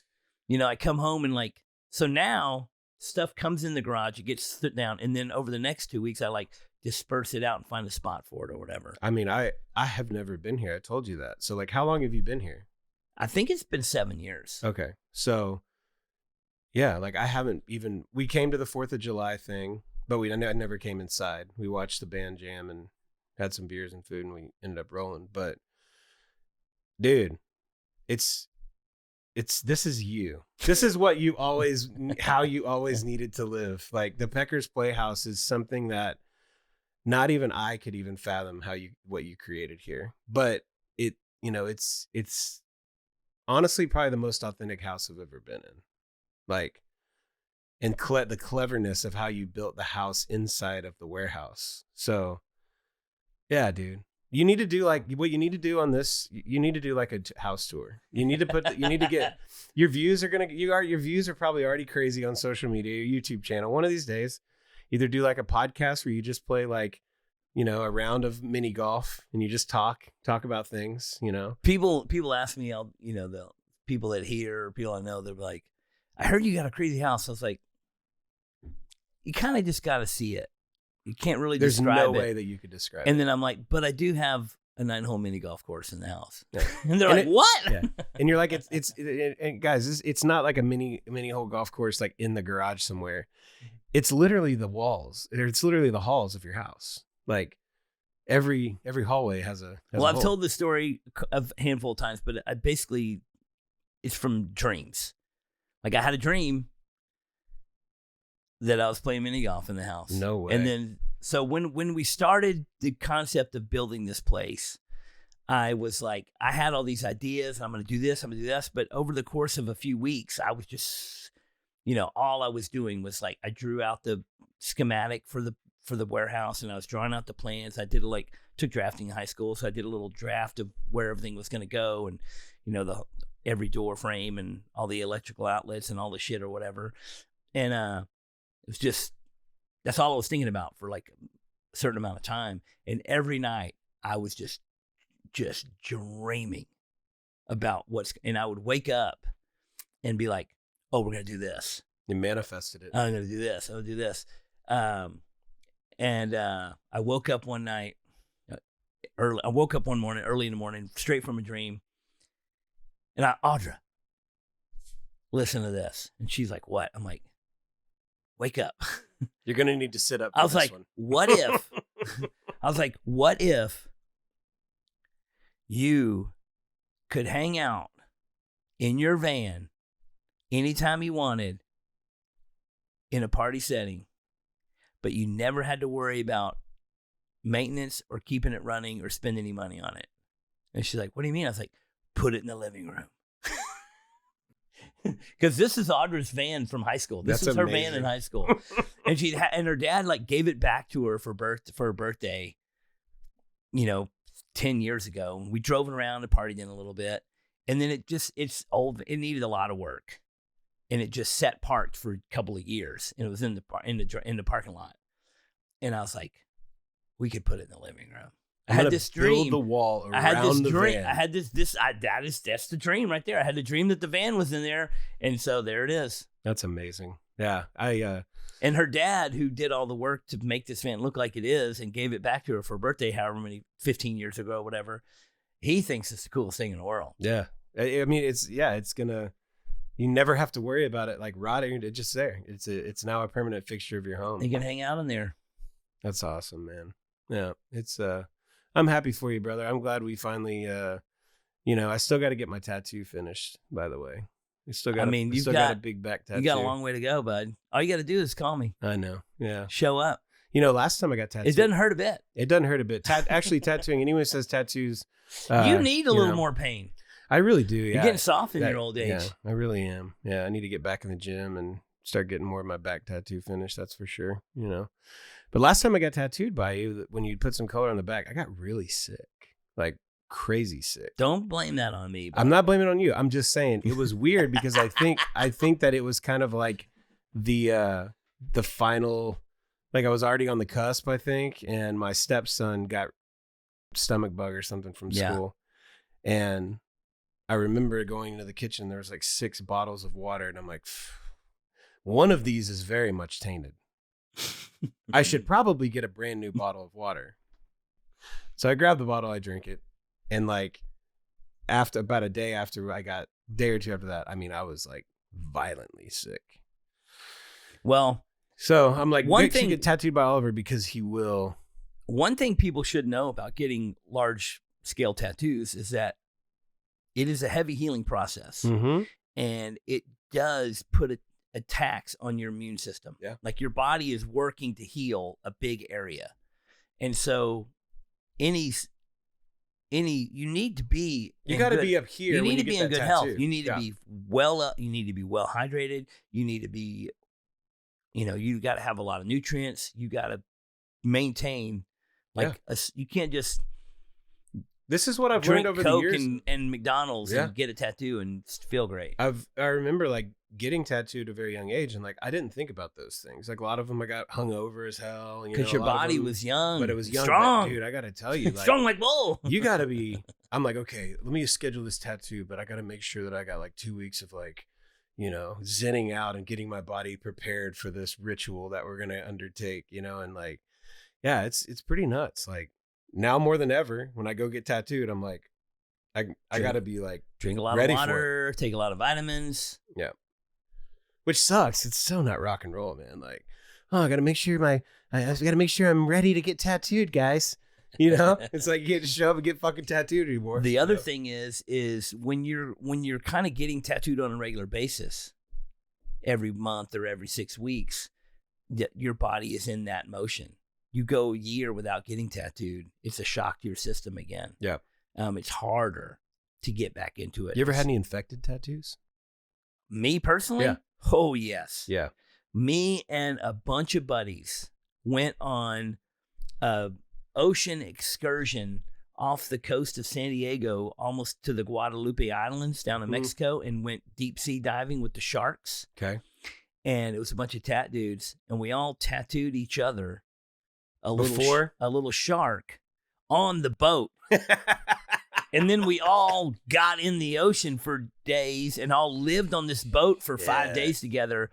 Every single one of us had major infections on our tattoos. Man. And it was like, we were all slapping each other's tattoos. Mine had like looks like a gunshot wound. It had a hole so big. This used to be a shark. Now it's a little shitty blob. Yeah. But we got home and like this hurt so bad. And it was like an open hole with a gaping It was wound. all purple and yellow and oozing for weeks. And we were literally like, me and like 6 other dudes were like, had a competition on whose tattoo was the most infected. And I was like taking a photo and everybody was like sharing photos of how fucked up their tattoo was. And I was like, oh, I got all y'all beat, dude. And I like fucking had to put something next to it for size reference, like a quarter, and then take a photo of it, send it. Everybody's like, oh my God. Everyone's like, yeah, you should probably go get that looked at, dude. Oh, I ended up getting antibiotics. See, because it was not getting better. The hole was not getting smaller. And it was just like, you know, when the skin starts to die around the outside. Oh, yeah. And so I ended up getting antibiotics and it healed up fairly quick after that. But man, I couldn't extend my arm kind of all like the way. a ditch right I couldn't there, extend my arm all the way out because from here to here it was like, ow. I've had never did that again, did you? I mean, I wouldn't change a thing. Yeah, for sure. Yeah, I got tattooed. Live to tell the tale. For the first time, I got tattoos in 2 different places. Like I got it was a session where I got one thing and then I got another thing done on another part of my body. And both tattoos got infected.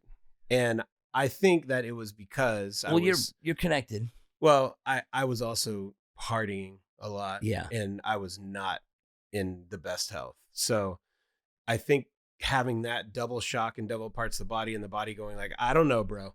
Like we're trying to keep you alive here, and then you got tattooed. So I'm gonna pick.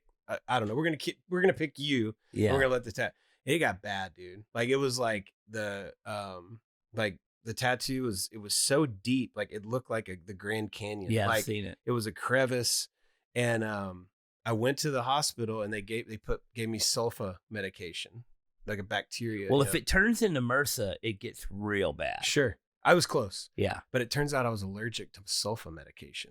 Ooh, that's so I broke out in like these gnarly hives.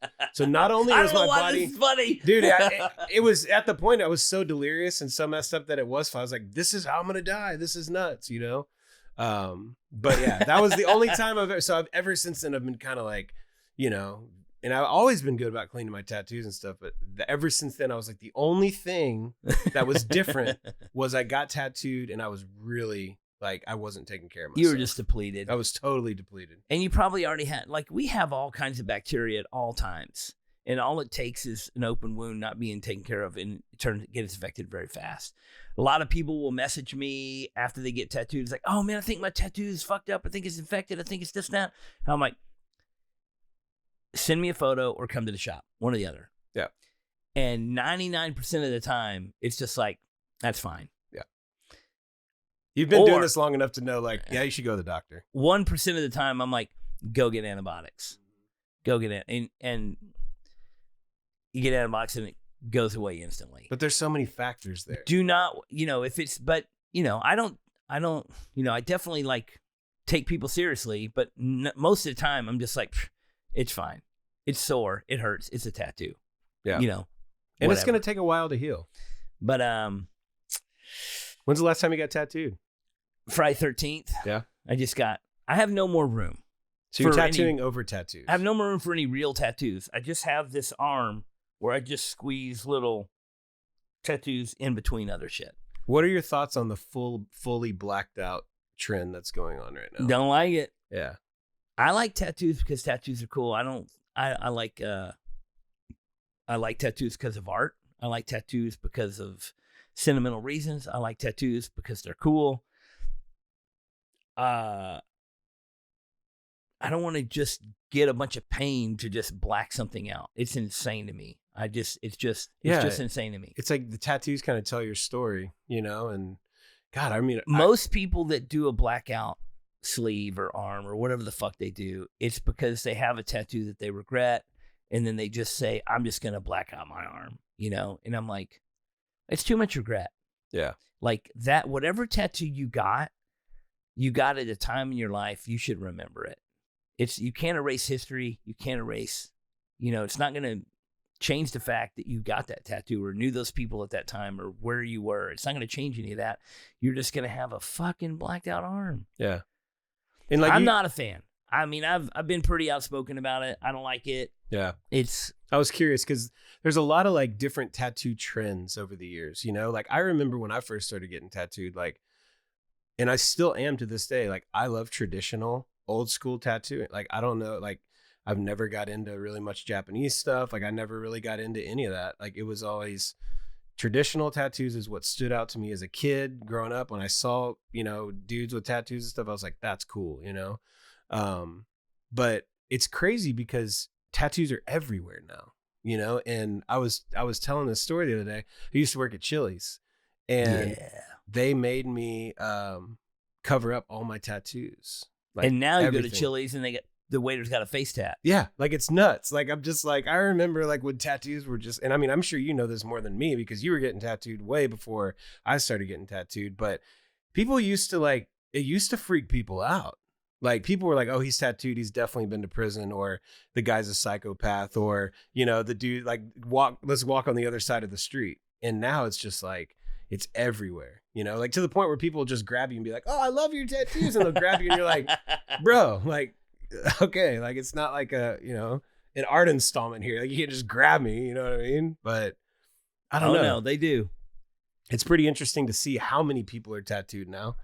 And, like it's interesting to see the culture of the tattooing is so it's fucking there's so many tattooers and there's so many people that have tattoos. It's pretty wild.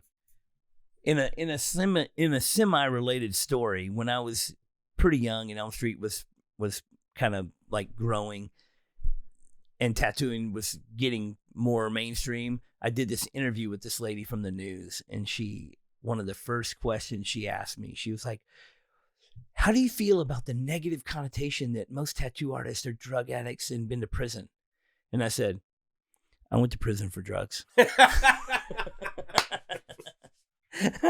You're like, and she was just like, thought she was like coming to meet this like wholesome business owner that was like changing the world for tattooing. It's like, no, we're all shitty fucking. Which you did change the world for tattooing, I think. I think you had a very instrumental part in that. But that's funny that they were just like thinking that you were going to be, you know, some amazing guy with, hey, you're like, hey, I'm a cool guy. I'm really nice. But yes, I definitely am that guy. I was that guy. Life is long. Yeah. Lots of things I have done that are good and bad. Yeah. So here we are. Here we keep on trucking. I'm going to take a quick pee break. All right, let's do it. Still rolling. What's up, Court? You can let everybody know that we're back from peeing now. Yeah. Needed that. 2 cups of coffee and a whole thing of water. I was like, yeah, it's time to party. So we're gonna get this back piece finished on you. Yeah, we're definitely gonna do that. We're going straight from here. We're gonna do a 12-hour session. Sure. Sure. We'll get more coffee. Yeah. Yeah. Oliver doesn't take smoke breaks. Well, I really hope you guys record a new record. I do too, man. I love music. It's like almost as much as anything else in this world. And I've been lucky to be friends with so many musicians. I do not in any way, shape, or form consider myself a musician. But I do love. I love going to. I love seeing live music. I am so stoked that you guys are playing again. Yeah, me and too. Whether you end up going on big tours again or just playing periodically, I think it's important that you keep that side of your artistic endeavor going. Yeah, I mean, it is who I am. Like it's a very big part of my life, and I'm happy to be playing shows too, and I do hope to get them back to more often. But like I said, it's the logistics of it now. It's different. We can't just wake up in the morning and be like, hey, let's go meet up and let's do this. Everything has to be planned out, and like we have to stay. But honestly, I think with it being that way now, like we know that when it's time and we meet up, that we got to get some stuff done. So there's a lot of new songs. We're not going to play any new songs in the couple of shows that we have coming up. And I get it. Like, our fans they want that. They're craving it, you know, but it's interesting because there's a lot more plays on a lot more of our albums. And I think people are really starting to listen and dive into like our catalog and listening to every song, because if you're putting music out too often, I don't think people they can't really absorb everything that you put into a certain album, because, hey, it's a new album cycle, and, you know, 2 years later, and maybe they didn't really get a chance to, but every 2 years, I mean, I love like like you just said, the album cycle. Like, I love like the 80s and the 90s. Like, you loved a band, you loved Dinosaur Jr., and in 1989 they put out a record, and you're like, they got a new record coming out, and you get it, and you listen to it, and you listen to it for a fucking year, and you love it. And then they're like, 1991 is coming out, Dinosaur Jr. is putting out a new record. You wait for it, you get it, you listen to it, and you know what I mean? You grow with the band in that way. The modern way that bands are making music and releasing singles every couple of weeks or every couple of months, and it's like a new song on Spotify, and there's not a whole album, and there's no big investment. Yeah. It's just like, what can we do to grab some attention right now, real quick? YouTube video, this and that. It doesn't, people listen to that song, and they, like, a new song will come out, and it's on repeat for like 3 weeks, and then that song is gone forever. You never hear it again. It's like dated. It doesn't resonate. But when you really become a fan of a certain band and a certain sound, you know, and there's like bands that all collectively have this sound, you know, whether it's the Fat Records groups or the fucking like Metal Blade Records. Like, if you liked one band that was on Discord, you're gonna probably like the next band that's on Discord. You know what I mean? It's like this thing, and you just get into it, and albums come out as albums. You know? Music is very different now. It's very different now. And how people consume music is very different now. And I think it's very easy to get into that habit of, you know, this is what I don't like. And this is kind of to touch on your point is what artists are doing now is they are releasing on Spotify the full track list of their songs, but they're only keeping 1 or 2 available for you to listen to.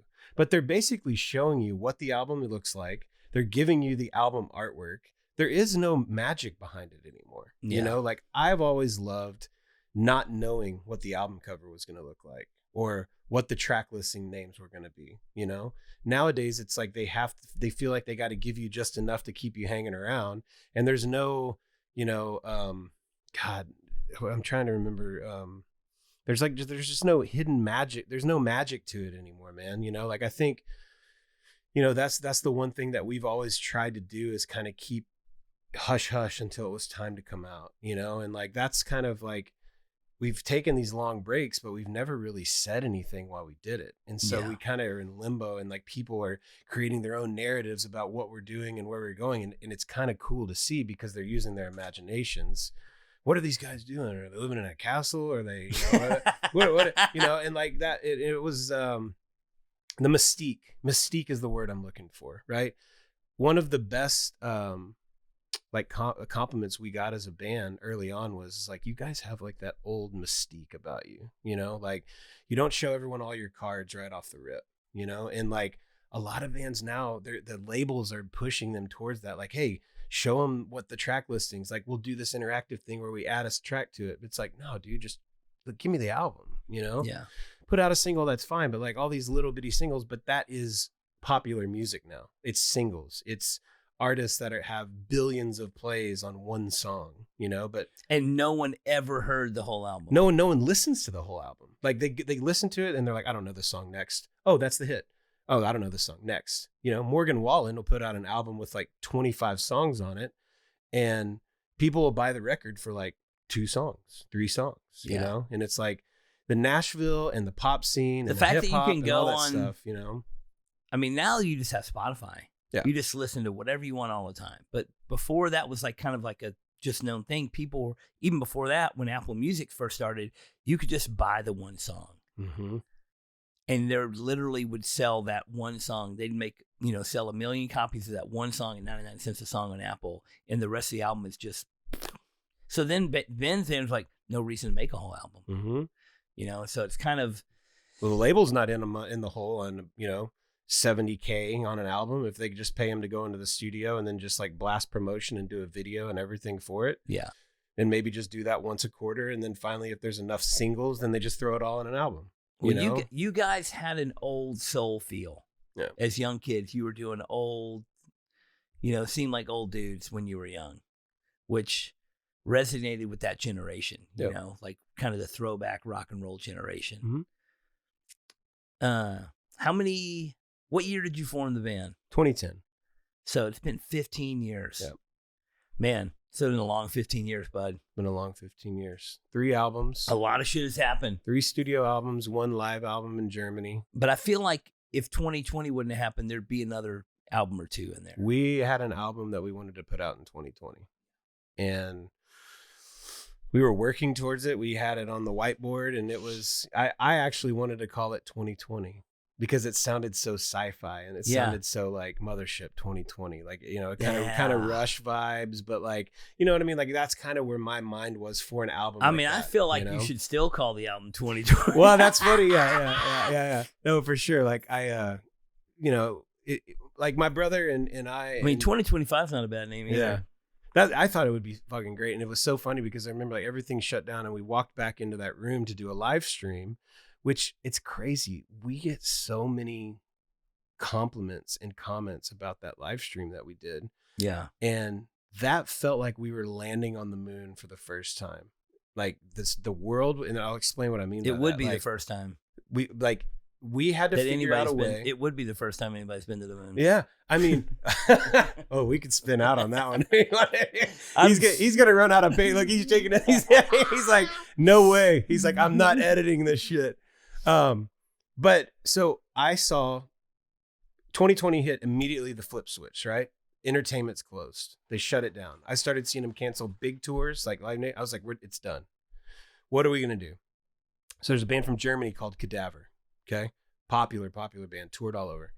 They, if I'm incorrect about this, I apologize. But my perspective of what they released was a pre-recorded live set, right? And they basically dropped like the music into the video, and then they released it as a live video, like you know, during the time on a platform.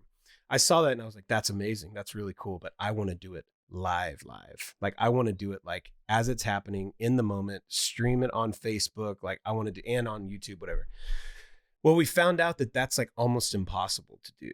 Like unless you just get on your Facebook account the tech and go live and then show your phone. But we wanted it to sound like it was mixed. Yeah. We didn't want it to sound like it was me playing in this recording. I wanted it to be pushed through a mixer. That is very hard. It was nuts. And dude, we sat around the table, like I'm sure they did when the Apollo missions went. They poured the whole box of, you know, the Apollo 13, they poured the box of shit, and it's like, this is all they got, and we got to figure out a way to make this work or whatever. Yeah. Square peg in a round hole. We went to Radio Shack for the first time in 20 years. We bought all these little things. Dude, my brother's wife was videotaping us with like 5 different connections of shit connected that was connected to the board in the other room. And we were recording it live on Facebook live stream, taping it to YouTube, and it was all live. And she was holding like this, like videoing us while holding it. And it was like, dude, it felt so when alien. There's a will, there's a way. When there's a will, there's a way.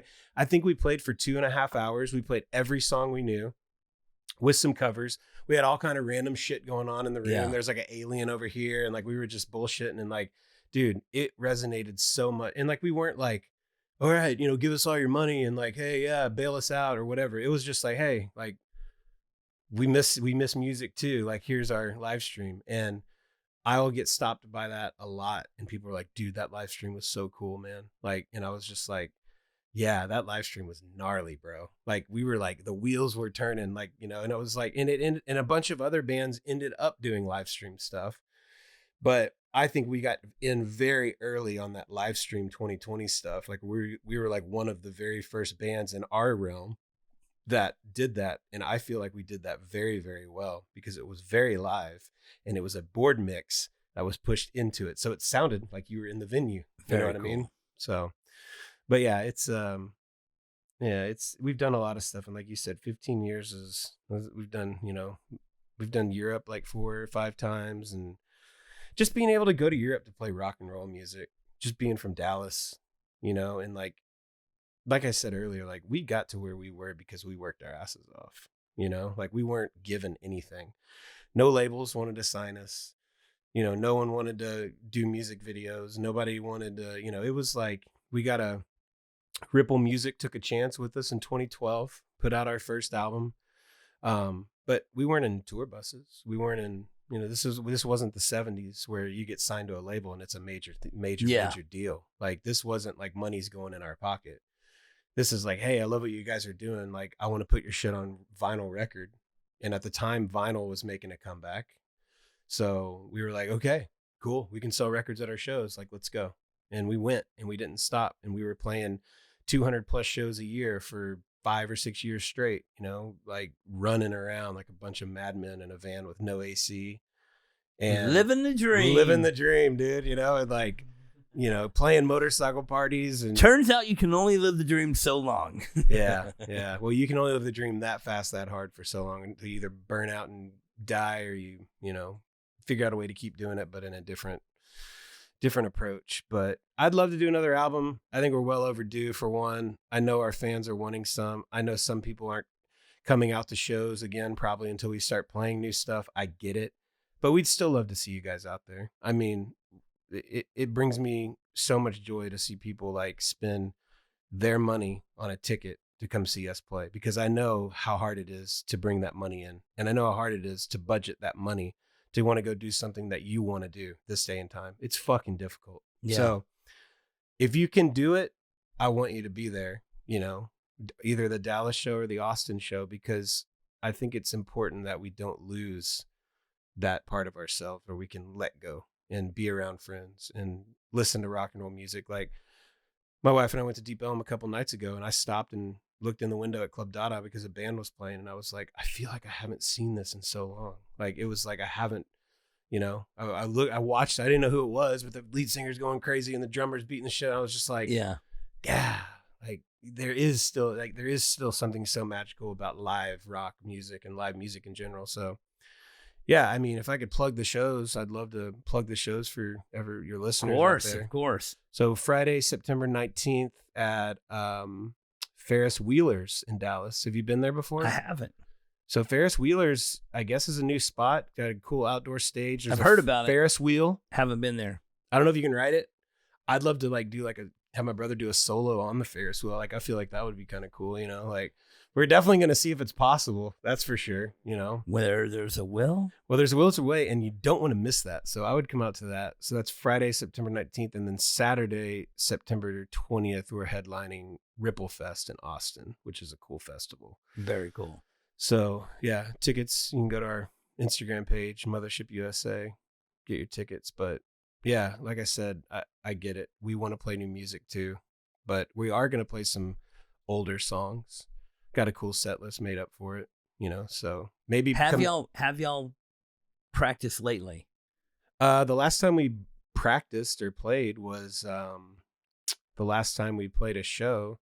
So that would have been at Trees. What did we do? We did a small little run. We did a Austin show, Oklahoma City, Trees, and Austin with Crowbot. And so getting ready for these shows, how much time will y'all jam together before the show start? So my brother's the guitar tech for Paul Cawthon now. So he's on the road a lot with him. And I think they have something the weekend before. So he's not going to be able to get to Dallas until I think that Tuesday. So we've got we usually take about 4 days before the show to really kind of dial it in. Grease it up. And this time we want to start working on some new stuff in that time frame too. So I think we'll probably come in, play the set, work on new music, and, in those 2 days in between. And then the night before, probably do the dress rehearsal for the show, working up something cool for Black Sabbath, maybe a cover, maybe something cool. So maybe come out and see that. But yeah, I mean, it's, we know we don't have a lot of time when we get together now. And so we try to coordinate as much and talk about a plan as much before we get there. And then when my brother lands, we meet up and start going. So Well, that's cool. I didn't know that he was working for Paul Cawthon. Yeah, he's been doing that now for. Talk about somebody blowing up. Jeez. And my brother sends crazy. They play insane venues and cool, like festivals in the woods somewhere and everything. And and for the most part, like all those dudes are really cool guys. They came out to him. All of that crew came out to a Mothership show last time we played at Trees, and they were just like losing their mind, just having a blast, and because Kel's just the guitar tech on that tour, and then they come and he's all lead guitar player all over the place and shit, so that I know that was cool for him to see that. And he loves it, man. Paul really takes care of him, and I'm happy for my brother, man. He basically is just living in a tour bus, traveling around, living around music all the time, so he's living in Seattle now, and I need to go up there and visit. I love Seattle. It's cool. It's that whole Pacific not in the Northwest. wintertime. Not in the wintertime, but it's just, God, there's just great in the summertime. There's magic about that town. Beautiful in the summertime, dude. My buddy Mike Herrera's from fucking Bremerton, right across the river there. And dude, that's Oregon, right? Bremerton, Oregon? No, it's Washington. Okay. It's literally just like, it's really close to Seattle. The closest way to get there is just take the ferry across. It's like a 10-minute ferry or whatever, just right across the bay or whatever. But man, I used to go there every summer, and it's great. It's a beautiful place. And the wintertime, don't even think about it. Just a lot of rain and a lot of cold and wet. Yeah. Cold and wet. It feels very Jurassic. I don't mind being wet sometimes. And I don't mean being cold sometimes, but being cold and wet is no go, man. Yeah. Yeah. Especially on a motorcycle. Yeah. Cold and wet is the death combo. You can get cold and you can still ride. You can get wet, you can still ride. Cold and wet, you're fucked. That's tough. Cold and wet. Man, that's crazy. Yeah, man. I mean, we're looking forward to it, and we hope we see some, friends and some new faces out. We hope our music can transcend to another generation. And sometimes when people bring their kids out, it feels good, but we'll see, man. I mean, rock and roll is dead in the sense of popular music, and it'll never be dead to us. No, to you, to people out there listening to this, it's not ever going to die to them.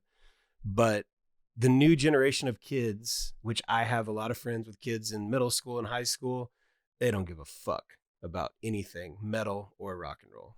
You know what else? And it's crazy. You know what else? Kids today, you know what they don't do? They don't party. They don't party. Dude, all my friends, all my friends that have teenage kids, I'm like, oh man, how old's fucking Jake now? And they're like, oh man, he's 17, he's 18. I was like, oh man, party time. And they're like, no. Look, watches YouTube all day. It's crazy. And then it makes you think like how wild we were back in those days. You kidding me, dude? I'm party. Just, yeah. 17, I'm just like doing the same shit I was doing at 21, you know? Yeah, but it's different, man. And it's funny because a lot of those guys' kids, my buddies, when those kids were in elementary school, they loved like the Metallicas and they loved all that stuff. They loved that. And then there was like a point where they hit in school where they started to realize that everyone around them, their peers, did not like that kind of music. And so the only thing that they could do, whereas like guys like us would have just been like, I don't give a shit if they like it or not. We're going to keep listening to it. They just kind of morph into what everybody is listening to, and pick up the way that they talk and the lingo and like the whole thing. And it's just, there are probably metalhead kids out there. But there is. And I'm not saying that there isn't, but I will say that I don't really see it a lot. It's just not as much. It's not the prevailing course that kids are on these days. Yeah, and I mean, I don't know if rock and roll ever. There's nothing wrong with underground rock and roll, man. Like you're kind of the underdog in the world that doesn't want to, But it's funny, you see a lot of popular, country acts and guys like that are doing country that started out as rock and rollers. They started out as punk rockers, and and all of a sudden now, the country is. Oh, the old punk rockers are all playing country music now, and there ain't nothing wrong with it. But I'm just saying, like, it's cool to see that they're rooted in the things that we love, but I don't know, man. Can't predict the future. Well, now that you've seen the stage here, we got to get fucking Mothership to land here. I think so. Yeah. Come play. How many people you fit in this room, you think? Enough to party. Yeah. I think realistically, I think we've had too many in here before. It's a good number. But you know, just crowd surf out the 60 plus is comfortable. Yeah. I'd love it. Video, live stream. Do it all. Just do this again. Do the interview after the set. Put the set back together. Well, check out Mothership USA on the Instagram. Yep. Mothership on Spotify. New album coming out. What's it called? The new album? Mm-hmm. Man. I don't know. Think about that one. Yeah, 2020. I still think 2020 could be a good name. I do too. Because, man, everybody can relate to 2020. 2020. Yeah. Yeah, man. I appreciate it. Dude, thank you, bud. Thanks for having me, man. Finish that back piece soon. Yep. Fucking. Then we'll work on the next one. I think I want to get you to do my neck, other side of my neck. You can't even see your neck. I know, it's funny. You don't even have a neck. All that beard and hair. I know. Yeah. It's like, what's the point? You know? But yeah, get you to do the other side. You know. But thanks, man. I love you, dude. Hey, love you too, bud. Cheers. Good times. Yep. Good times in the past and more good times to come. Thank you so much, everybody. Check out the Mothership, not the Mothership. Yeah. Just Mothership. Don't do the Mothership. You'll get like a Led Zeppelin cover band or some shit. There you go. Mothership. Thanks, brother. Fucking rock on. Cheers. Hey, please remember to like, share, and subscribe. Come on, guys. Click all those links. Push all those buttons because it really helps us out and gets us out there to more and more peeps. What in the Duck podcast is produced by Audra Cabral and John.com Niederkorn. Our sound, video engineer, and editor is Courtney, Junior Larkins. Initial audio video setup and intro music by Blake Balake Pinchon. And a big thanks to everyone that submitted questions. Y'all keep them coming. Email me any questions you would like me to answer to whatintheduckpodcast@gmail.com. Thanks for listening, and we'll see you next time on What in the Duck. What in the Duck podcast is proud to be sponsored by Anchor Screen Printing. Anchor Screen Printing has been printing t-shirts and merch products since 1999. Anchor is the place for quality, small run items. At Anchor, every print is hand done by people who care about art. You can email anchorcustoms@gmail.com to talk about getting something printed for your company, brand, or shop. Anchor Screen Printing also has its own online merch store that sells Elm Street Tattoo, Cheap Thrills, Heart and Hand, Party First Safety Made Me merch, and much more. So go to anchorscreenprinting.com today and buy some cool shit. Or you can click the link provided in this podcast to shop now.